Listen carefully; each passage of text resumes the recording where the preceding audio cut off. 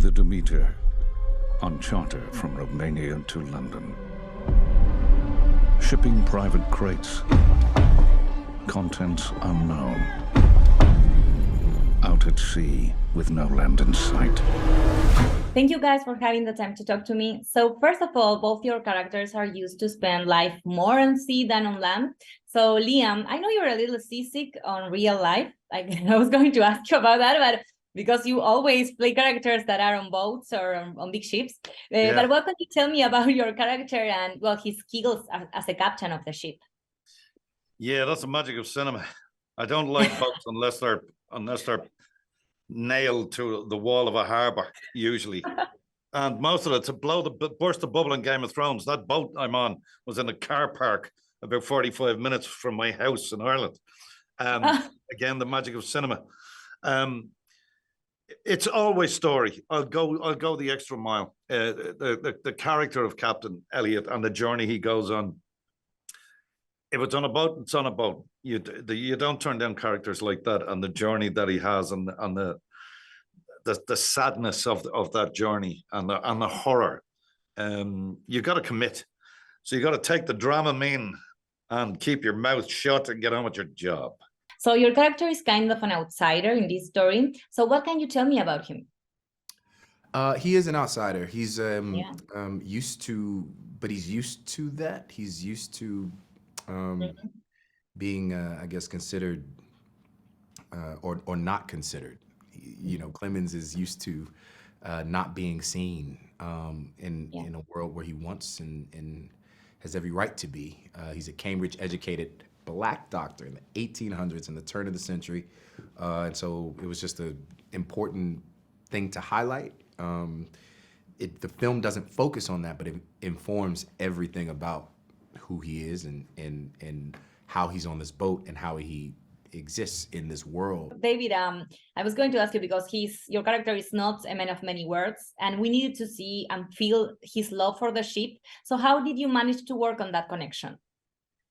When I first started acting, some of the best advice I ever got was during an audition for the first film that I ever was cast in, which was Christopher Nolan's The Dark Knight. The casting director said to me after my initial audition, "I think what you're doing is really interesting and you've got a cool character here, and I take all of that and put it right here, because this is what Nolan is looking for. What story are you telling with your eyes?" And I went home that night, and as a student of the theater, I'd always been taught to use my body, my voice, and every element that I have to try and make sure that the people, even in the cheap seats, are getting the full story. The camera is a magnifying glass, and it brings everything up so close. The microscopic detail is actually even smaller than the way things happen in real life.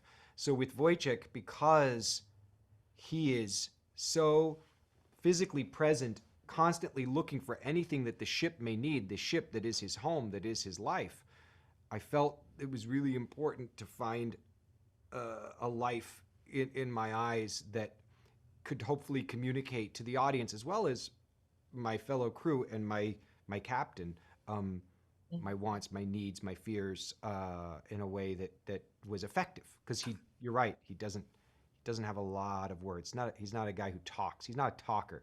Opposite of me.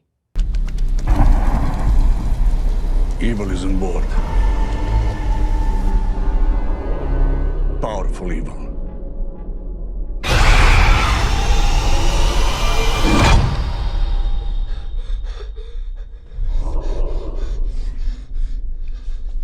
And finally, well, this is the great horror movie. So I was going to ask you, what do you think a great horror movie should have?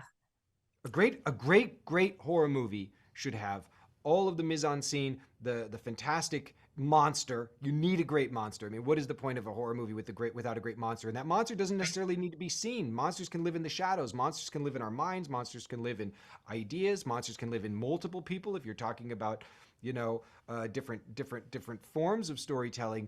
And you need characters that you can care about. Liam Cunningham, who plays Captain Elliot, who is my scene partner in some of the most important scenes I get to do in the film, has pointed out time and again, and we shared this belief from the beginning, that our audience is not going to care about what happens on board this ship with a monster unless they care about the characters that this monster is preying upon. Oh, that's a great question.